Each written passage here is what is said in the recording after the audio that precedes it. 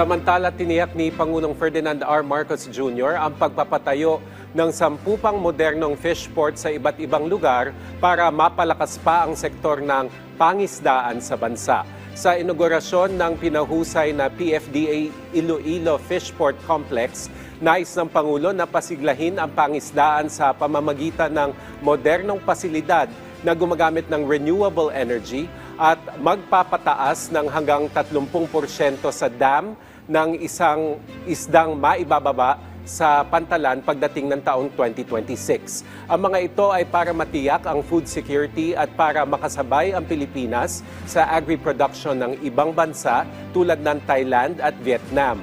Namahagi rin ang pamahalaan ng mga kagamitan kabilang ang mga tractor, corn at rice mills, corn sheller, rice combine harvests at iba pa.